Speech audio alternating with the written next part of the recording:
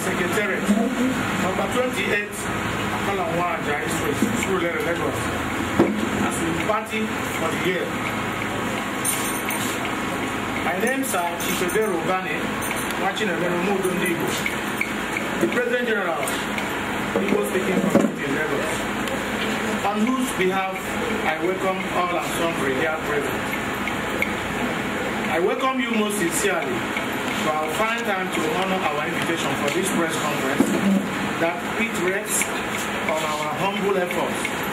The journey so far and the recent controversial and shameful visit of some supposedly Ndieze to Owele Rojas Okorocha, the governor of Imo State, for a demeaning search for a staff of office.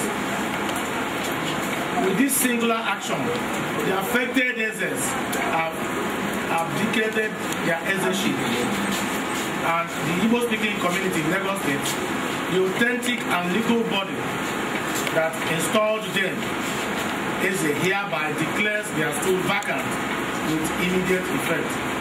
To us in Igbo-speaking community in Lagos State, we shall look into the issues dispassionately and will not relent in wielding the big stick where necessary, as such Ezes have lost moral authority to preside over their respective domain in Lagos State, as their allegiance is now to Owele Rojas Okorocha and not to the good people of Igbo in their respective domain. It has become considered a tradition of Igbo-speaking community in Lagos State to interact intermittently with members of the fourth realm, gentlemen of the press, on the onerous challenges and dividends inherent in socio-cultural associations such as Igbo-speaking community in Lagos State.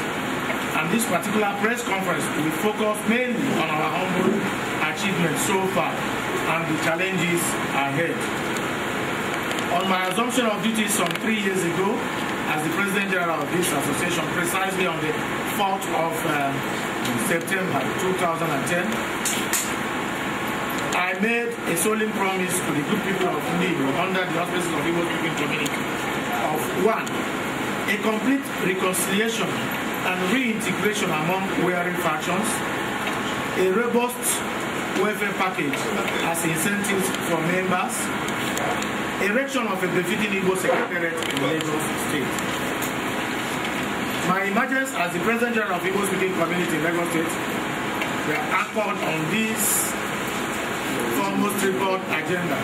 And today, ladies and gentlemen, I am delighted, humbled, and most appreciative of your support to stand before you to announce that my administration is on the threshold of accomplishing all the 3-point agenda.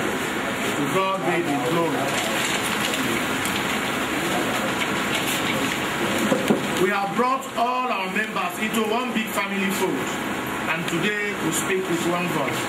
In fact, we have become the epicenter and indeed the envy of many other organizations.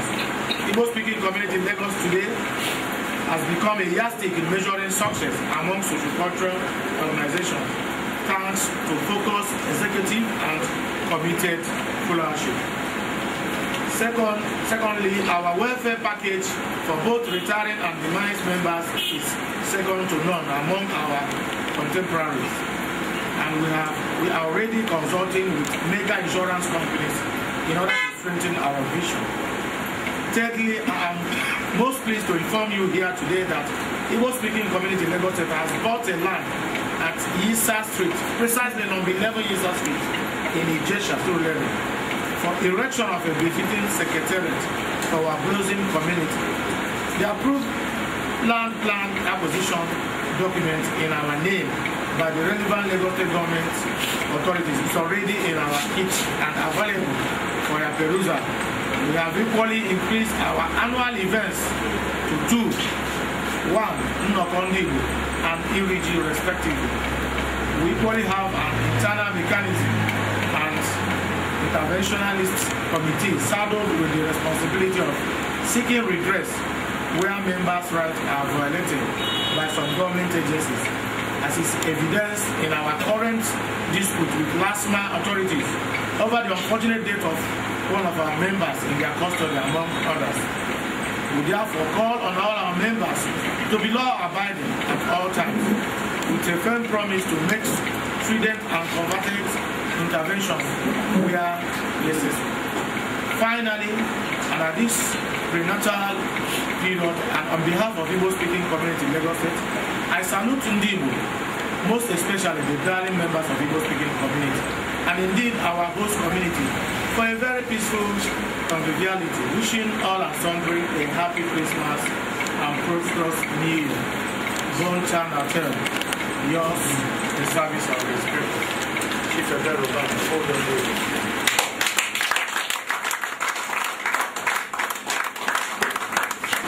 on this issue of Ndieza,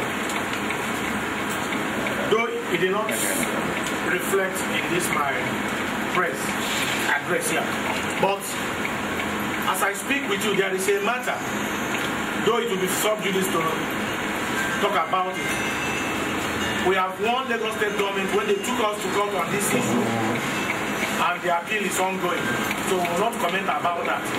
It is this same body, Igbo-speaking community, that took Lagos State government, challenging them when they said there will be no excess in this from outsiders to become excess in their state. And we said our excess are not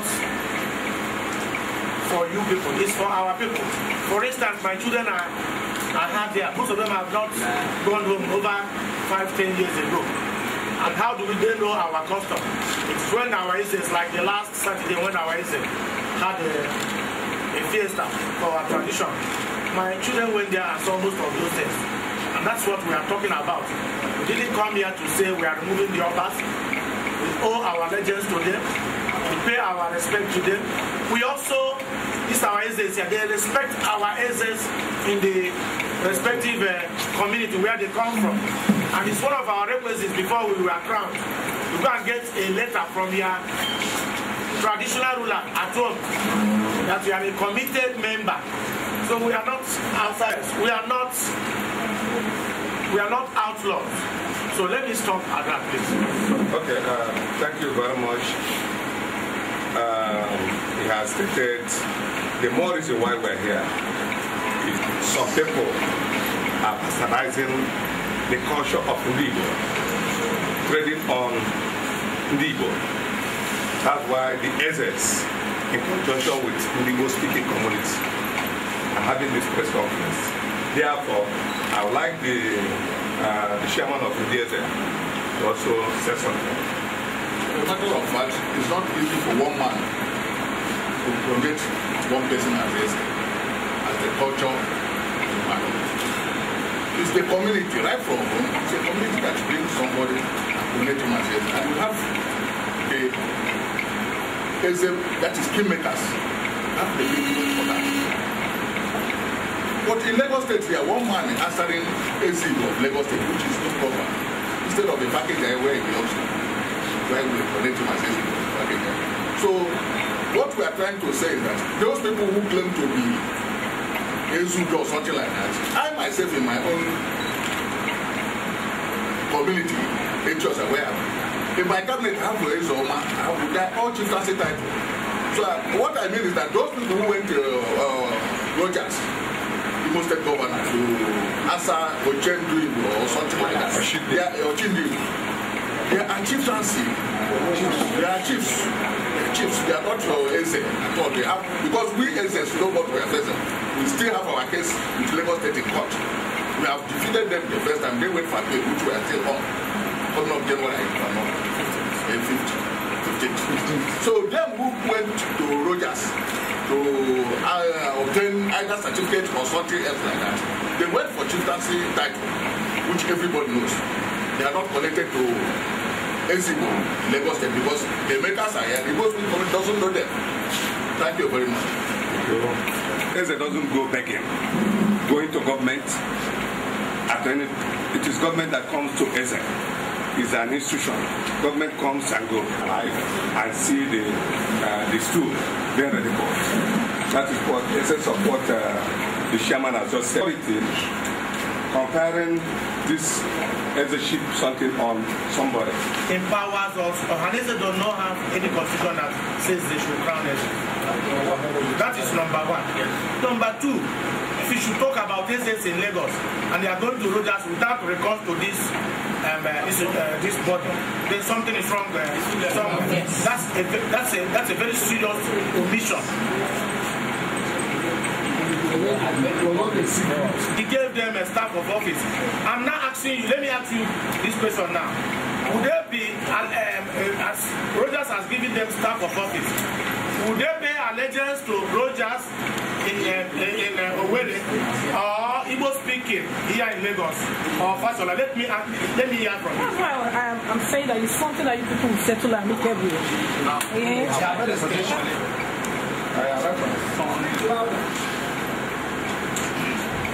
My name is Oye Mwale Oye. I write for the Sun newspaper. By your stand now, I think you are trying to disown the people who claim to be Eze people whom you don't recognize. Suppose they continue with this method. What will be your next action? Are you going to take them to court, or you are going to disown them on the pages of this? Yeah. Our action will be suspended from now until we get a final court judgment giving us every authority that we are Ezes, which is a case in court now. But when we have that judgment, then we will use it and clap down on them. None of them will answer that case again. For the television. Okay. My concern is this. Like she rightly said, I'm looking at the integrity and the confidence of the non-Igbo-speaking community within Lagos and outside Lagos, and how this whole scenario will play out, and how they will now start seeing this position of what do you call them now? Is a Igbo of Lagos. The concern I have, because oftentimes we realize that the Igbo people in Lagos have been oppressed. Yes, we've been oppressed. And the reason for which we've been oppressed is the fact that there is a supposed disunity amongst us. We don't speak in one voice. Now, with this whole scenario playing out, it further destroys the disunity. Now, when disunity is destroyed, it becomes shattered. My concern is this.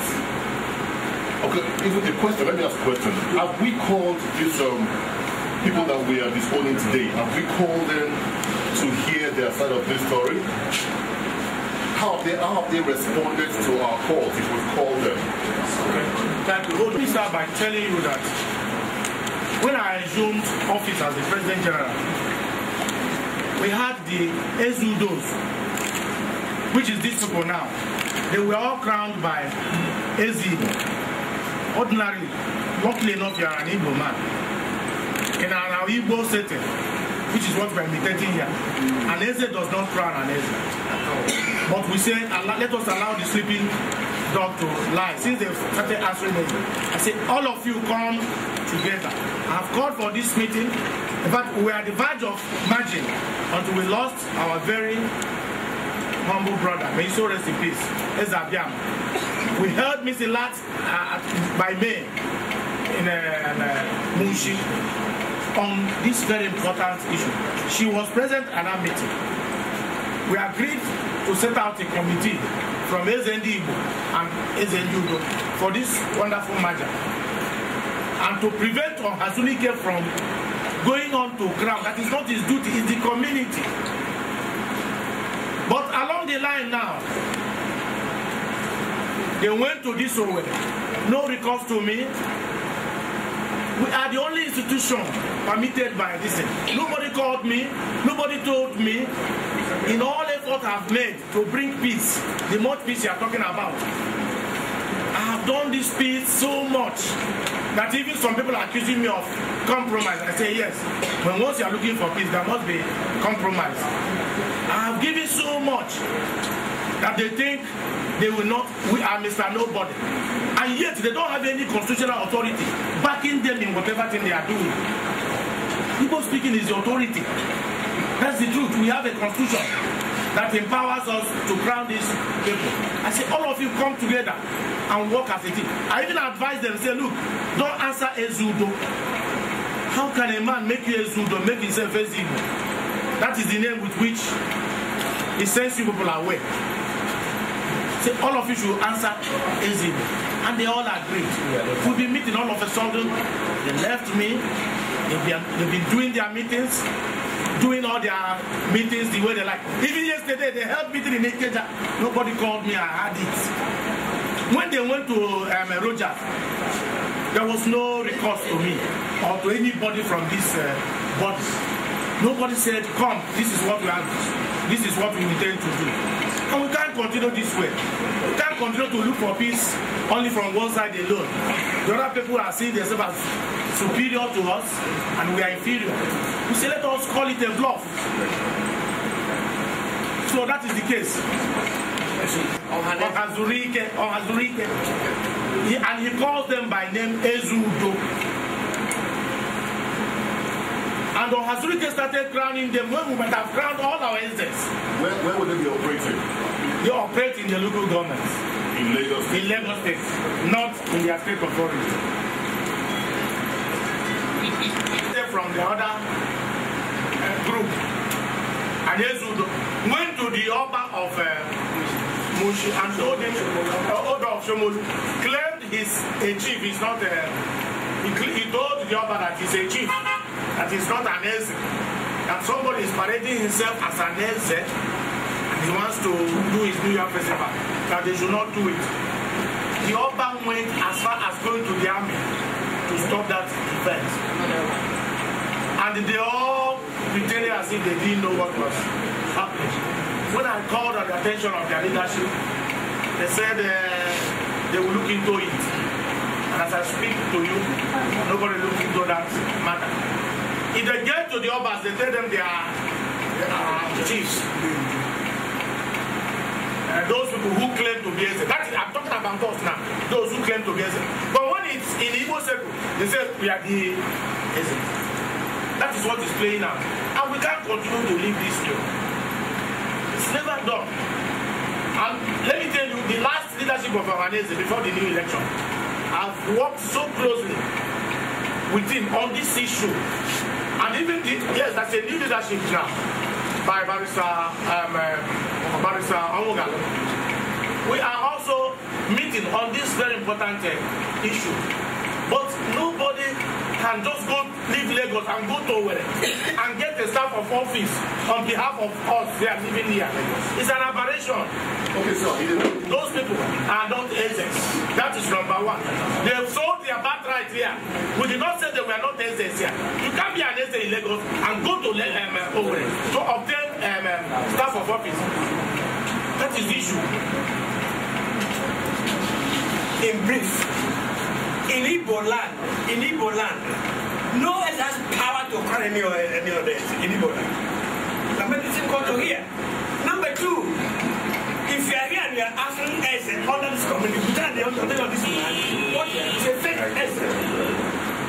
Number three, Ohanese and Igbo in Lagos State had no judicial power to crown anything here. They go anywhere and we defend it. So whatever they are doing is illegal. biko na anyị maghị dịka aka na-achịkọta ndị na-asụ Igbo n'obodo Lagos ndị gba gburugburu dịka onye isi nke anyị ma a na-akpọ Chief Ebere Ubani. Biko ị ga-agwata anyị obere maka na okwu kpọrọ ụbọchị nke taa iji gosi ndị mmadụ na otu obi dị gị n'ihi na ụmụnne anyị maọbụ ndị nna anyị jere nara mkpara na-ekwesịghị ekwesị na aka na-achị obodo Imo. Gịnị mere ha ji wee mee nke a? Gịnị mere eji wee kpọọ okwu a? Otu obi si dị gị biko gwa anyị otu obi si, gwa anyị obi gị emeji okpọ okwu a. Obi adịghị m mma ile anya ụmụrụ imo na-akparị onwe ọ bụghị na akparị. Agara Owerri, ọ dịghị onye gwara m ife m onye bụ onye isi ya. Eze niile echiri na Lagos steeti ọ bụ mbụ onye isi ya gwa aga, ọ dịghị onye kpọrọ m. Echi gara aga n'Ikeja enwere we nzukọ, ọ dịghị onye kpọrọ m. Ọbịkwa na-echi eme ife. O kwere nghọta na mgbe mbụ tupu ịba eburu onye isi ndị na-achị aka na-achị ndị na-asụ Igbo n'obodo Lagos, nke m so nọrọ mbọsị bịara na AP, mmekọta etu o si wee kwuo na aga na ọha na eze na ndị Igbo speaking gọọmenti na ndị ọzọ kwaga na-emekọta ihe ọnụ, ọha nche niile eburu jiri ofu obi na-eme. Gịnị mere o ji wee ghasaa? Gịnị ọzi na ha kpọbụziri gị sị na ga na-asụsụ Igbo ka ọ na ha bụzi dịka na abụzi ọha na eze? Gịnị mere ha ji wepụzie gị n'azụ wee na-emezi kesọrọ ka ha chọziri biko? Ọ bụghị ọha na eze, biko ọ bụghị ọha na eze. Ọha na eze dị iche. Nke a bụ ndị kpọrọ onwe eze udo, ndị chifu ọhazuru ike chiri daza eze udo bụ ndị Islam abụghị mmadụ. Ọ bụghị ndị ọha na eze, biko. Nke ọzọ mere dịka ịbịa bụ na n'ụbọchị ụnyaahụ aka ya bụ onye isi ndị eze na obodo Imo gara obodo a nke nyere ya ntụrụ ugo. Ka ị ga-agwa ya otu nke si wee gaa nke mere na Ikeja? Na wee ma ife mere we agbasafewo mgbe e mechiri onye ọbụla gị zafa nna ya. Nke ọzọ dịka ibi ya, kedu ihe ị ga-agwa ndị Igbo maka etu esi achịkọta ndị Igbo na obodo Lagos, ya bụ ndị na-asụ Igbo ga na-akpọ ndị Igbo speaking community? Ị ga-agwata anyị ka esi wee na-achịkọta ha na obodo Lagos? Jụọ wesa wee gwere ọnụ wee fụrụ ọkụ ka agwa wee gaa n'afọ. Agaghị m ito onwe m, ọ bụghị na aga kara ya. Ndewo. Biko otu ihe si na-aga na obodo Lagos ugbu a, ihe ị ga-ekwu maka ha? Mụ ndị bụ pres bụ ndị Igbo. Nke mbụ aha m bụ High Chief Mrs. Love Ogbonta, eze nwaanyị ndị Igbo na Mushi. Okwu m adịghị ọtụtụ. A sị ebe a na-asụ ọgwụ udo anya nọ na-adị mma ka a na-atụ ya ose. Chief Ubani agbalịala otu o nwere ike udo dị n'etiti ndị eze na Lagos. Ndị nke a na-agaghị anụ ekweghị na ọ na-emetụ udo ahụ. Bete ihe ọzọ m na-eche ikwu asa onye Igbo na onye omenala asa eze nwanyị bụ eze anaghị echi eze. Eze chiri eze mere arụ. So eze anaghị echi ndị mmadụ eze. Ọwa arụ bụ ihe ọ na-eme. Ọ ga-esi n'ime ya pụọ. Anyị ekwesịghị ịkpọ ya eze, and o kwesịghị ịkpọ ize eze. Ọ ihe m na-ekwu. Have any of them followed over eze? Graduated me last week. I've spent over 500,000 in that case. Ụmụ nwaanyị ndị di ha so bụrụ eze ha lewe anya ihe gbasara omenala. Ụfọdụ ha amaghị ya, ha laa ụlọ ka a kụziere ha ihe wee omenala. Onye ọbụla di ya wee eze nwere right ịdụ di ya ọdụ.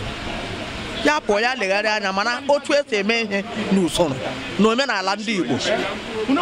Di ya gawa ya n'ụzọ na-adịghị mma, ya kpọghachi ya azụ. And ụmụ nwaanyị anyị ana m agwa ha, eze ọbụla na-awụghị ezigbote eze, na-awụghị eze echiri chizie ha eso na ya. Ọ ihe m na-ekwu. Ndewo.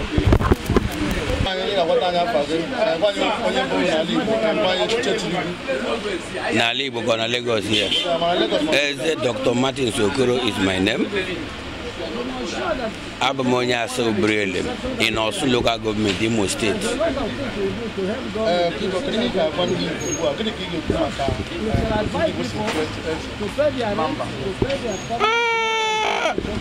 In the first place, me more boys than the Bona Igbo. Those I say, why I share the number and here, but I share the number. Boka, Udodina among Gundibo. And the open end when there is a Omaki Muso because no buying a check aloha, no buying a Abagidos Habata, like in Dotumbo the Habata Bim. Egotana, and we have an Habata and Munampo, dossier that thing. And the Eze with the Lagos State Butereudo between anyone and the IB. Are you getting me? Fine.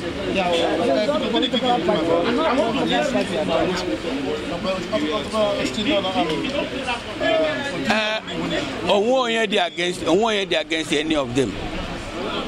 After all, onye ọbụla bụ onye Igbo speaking bụ onye ọhaneze. Onye ọhaneze bụ onye Igbo.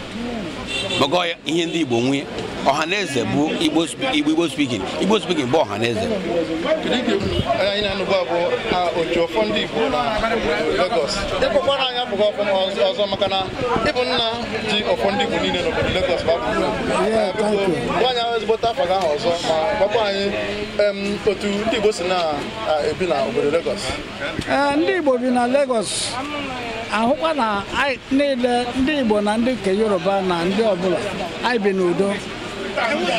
Ọ dị dịchi of ndị eze ịhụ na area ebe ibi ị ga-ahụ na udo dị ya hụ na ndị ọbụla na-awa ọkụ systematically with others. Mana abịa na eze awụhụ something eze dị registered at the corporate affairs and eze awụhụ political party. Rogers chọrọ ịkpọrọ ndị Igbo ndị eze ndị a tiga na APC, which is wrong. Onye eze biko ugbu a kedu ihe ga-eme ugbu a ka dịka ọgbaghara ndị ugbu a onye ka chi onye ka echie gịnị ka ga-eme ugbu a dịka nna ndị Igbo kedu ihe nwere ike ime ugbu a ka ihe ndị a ihe a ga-eme wụ nwa na-enweghị nna onweghị ezigbo aha a ga-akpọghachikwa ebe a ka a ga-egbu ha egbu dozie ha ọnọdụ arụ ndị a ga-enye mana pres ụhụ na a ga-egbu ha egbu ịma onye ọbụla gara wrongly a ga-emekwa ka ọ gaa rightly. Ihe ọbụla gaa wrong a ga-emezi emezi. As old man na Lagos ọfọm ga-agọrọ ndị Igbo Chineke ga-enye ha amamihe nye ọnụ ogologo ndụ nye ọnụ ọganihu nye ọnụ mmụta nye ọnụ nghọta nye ọnụ ncheta nye ọnụ ezigbo ikuku na ezigbo ihu. Anyị ga-ayọ Chukwu ka ọ na-edu ndị Igbo onye na-ama ihe ka Chukwu nye ha amamihe nye udo na ọṅụ na ịhụnanya na Jizọs. Onye eze biko nke a bụ ụlọ ọrụ nke mbụ ka a na-akpọ Kpakpando. Anyị na-ahụ omenala na-akwalite asụsụ na omenala Igbo gbaa gburugburu n'ụwa niile. Ị ga-ekwu maka Kpakpando nke na-amụke nna na a na-afụ n'ụwa ụwa niile gbaa gburugburu. Ị ga-ekwu maka Kpakpando. Kpakpando anyị na-anụ okwu ya anyị na-ayọju ka o welite onye ọbụla Chineke welitere onye ọbụla Chukwu welitere na-aga n'ihu ihe Chukwu na-ewelite ha na-aga n'ihu. A na-ayọju ka o welite ha ka ha bulie maka onye ọbụla Chukwu kwadoro ga-akwada onye Chukwu na-akwadakwara ga-ada.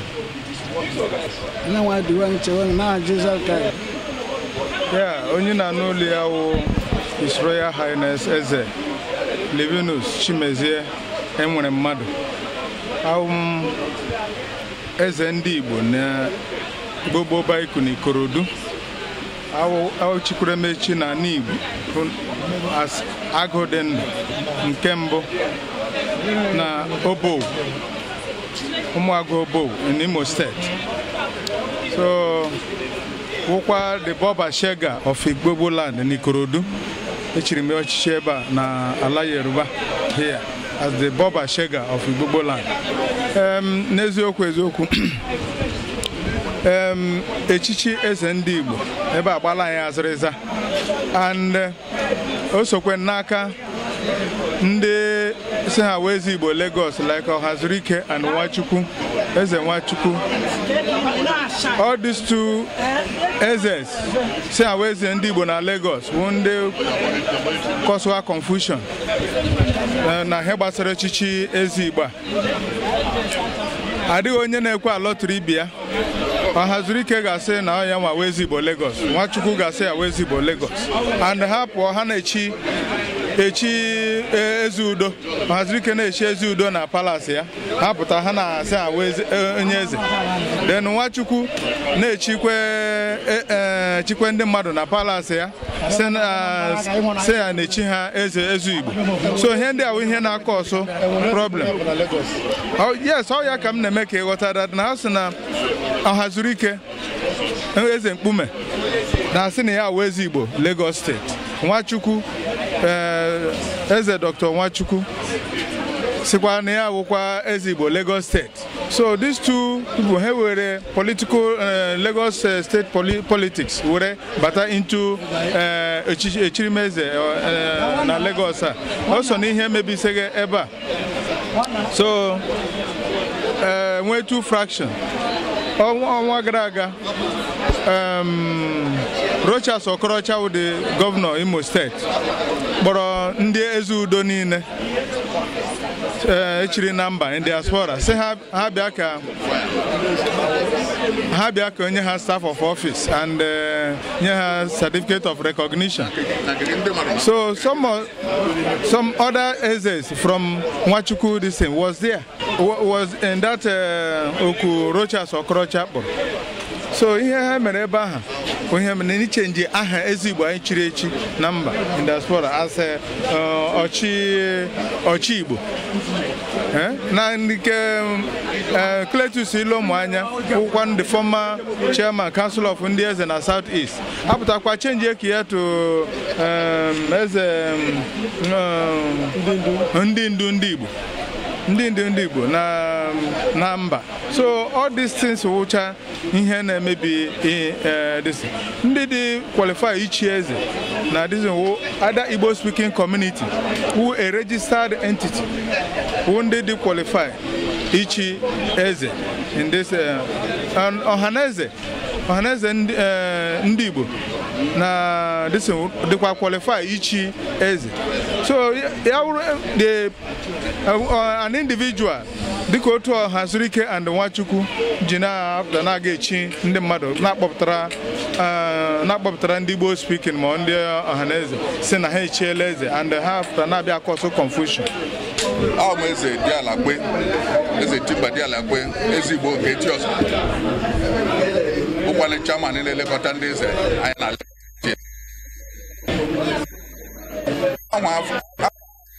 chief m na Igbo gbane ekwu eme one of ogbe Nnishi autonomous community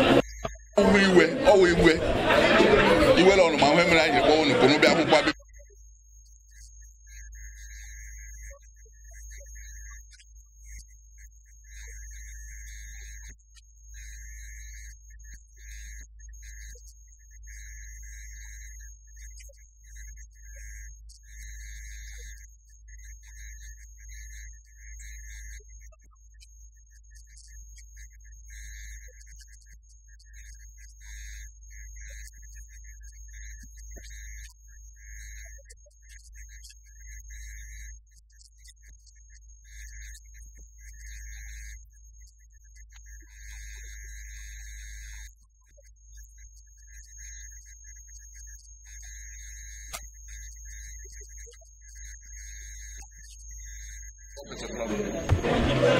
onye na-achị Imo steeti aha Uzochi so we ahụ jiri kpọọ unu ka anụ ghọta ka ụwa niile ghọta na ndị ahụ awụrụkwa eze atọl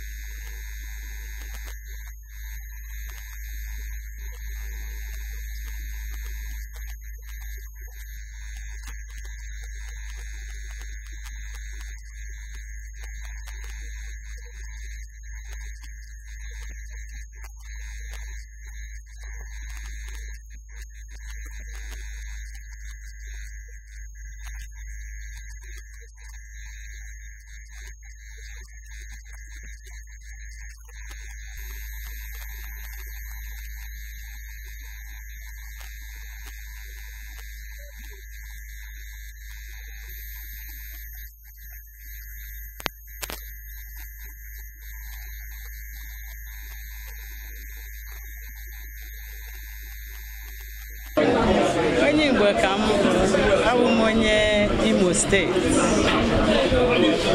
Ọkwanụ m bụ woman leader Igbo speaking community Lagos State. Aha m bụ Chief Mrs. Ukeria Nwagwu Osodieme ndị Igbo. Okwu a kpọrọ n'ụbọchị taa ọ bụ okwu ọma, okwu udo, maka ihe anyị na-achọ ka udo dị. Ọ bụ na ile anya ị ga-ahụ na ụmụ nwaanyị ka nkụ ebe a, maka ụmụ nwaanyị na-achọ udo, ha bụ ndị udo, ha na-ala eke ebe udo dị, ọ na-adị ha mma tuma. Ọ ya kpatara ha ji zụkọ ebe a taa. So ụmụ nwaanyị biko, ana m asị mgbe ọbụla akpọrọ dị oku a, unu nzakwa n'uju otu a unu chiri saa taa ka udo wee chịa, and udo ga-achị n'aha Jizọs.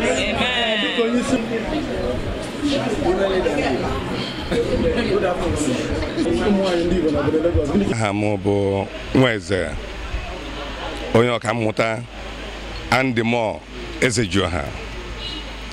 Mụnwa na-afụ maka mgbasa ozi, that is a media officer na Igbo speaking community. Igbo speaking community na ọhaneze na-arụkọsị ọnụ maka ụbanị na mmiri nke pụrụ apụ. And n'akụ nke ahụ nwekwa m onyinye na onye nke batara abata Barrister Fabian Onwualu ebidokwa mekwa ka otu na-abụ ha dị mma maka na ọhaneze bụ na Igbo speaking community. Onye isi anyị bụ Chief Ebere Ubani na-emekwata onye ọbụla, na-eme ka ma ụmụ nwaanyị ma ụmụ nwoke ka onye ọbụla na-enwe obi aṅụrị. Ya mere na ndị mmadụ na-abataghị nne. Samuel Nzurumeke, the Ochokolota ndị Igbo in Lagos. Yes, mmekọ Igbo community na ndị ọhaneze a na-agacha ọfụma otu o si suppose. Ihe ka ọsụrụ ya bụ that na ndị Igbo be anyị na-achọkarị onye ọbụla chọrọ ịnọ n'ọkwa. Ọkwa ha na-achọ onye ọbụla na-azọ position. Ọ ga-abụ ya, ha ga-ama na Igbo community bụ ihe ebidoro n'obodo a. Onye na-ekwukwe ya, onye na-ekwu okwu a na-abụ onye ebidoro ya n'obodo a. Ebidoro m ya 1995, 94, 95. Nwata ezi Igbo echere na one local government before ndị ewe mara na na-eche Igbo echi na Lagos. Ọ bụ na mmadụ were aka chụmụ onwe ya na position enyere ya, nke a gbasakwara ya, because ihe m ekwu ya bụ mụ na onwe m nọ ebe a bụ fandị fada. Ọ bụ na m afọ ndọgara anya Igbo community agara ebe ọ gara agara ama ya ama, ndị Igbo agara ama na sochetin na-eme ọnya ka nji nwee ọnụ ịpụta wee na-ekwu ya. Mgbe eji bido Igbo community ebe a ebidoro 94, 95 gwara ọhaneze abụrọtụrụ ọhaneze ebe a 97, 98 ka abụrọtụrụ ọhaneze. Then ọbọm ihe dị iche ọ gwa dịsị mpụpụ na-eme Igbo community jegbere Enugu jebute ọhaneze n'Enugu bụrụbịa Lagos iji wee kọsọ problem. Otherwise o kwesịrị ịghọta na ihe bidoro n'obodo a na nke ejere n'ala Igbo bido abụrụ otu. Ebe onye esi ebe chiri eze Igbo, onye echi eze chiri eze Igbo, onye echi meburu eze Igbo apụta na-echezi were aka na-eche eze ọ na-eche eze, ọ community na-eche eze. Thank you. Afọ m bụ Ishie Samuel Nzurumeke, the Ochokolota ndị Igbo in Lagos. Onye ka njezi Ochokolota ndị Igbo in Lagos. Yes, thank you. Aha m bụ Chief Victor Nwoko. I'm patron Igbo speaking community in Lagos Oshodi Solo chapter, and I've been the chairman also, as in reference to what you have said, the chairman for the same organization for 16 years. And in respect of that, I don't know if I will speak English or Igbo. Which one do you prefer? Igbo. Ọ dị mma nna ikwu ime na ihe mere ndị Igbo na-eji asụ ụdị ihe aha bụ maka o wele ha ahụ. Ọkwana ya ka anyị na-eji agba mbọ site na ọnọdụ anyị na Naịjirịa ka asụsụ anyị wuru ihe ga-aga n'ihu agara na iri ere ya wụkwana ihe ga-eme ka ụmụ anyị ndị ka amụrụ n'obodo a mata na ha si mpaghara ndịda were bịa. Ihe eji kpọọ ya ọtọ ọwụ alọrụghị ụlọ ọrụ na eme anyị alọdụ ụlọ anyị mee anyị alọdụ ụlọ ọ dịghị mma ọbụla a ga-eme ya baptizim, ọ dịghị mma ọbụla a ga-akpọ ya asụsụ ọzọ na-abụ ha ndị na-asụ Igbo. kpọmkwem ebe ọbụla udo dị n'ebe anyị nọ kama ọwụ ndị na-aghọta ha aghọtawụ ndị nwere ike nọ ha were ashị ma ọ bụ ihe ọjọọ ebu n'obi were na-akpaso ibe ha mana ọ bụrụ na anyị were aka anyị ji wee na-emekọta ihe ọnụ anyị na ndị otu ndị ọzọ a na-akpọ ọhaneze na ndị ọzọ dị iche iche ihe ga na-aga nke ọma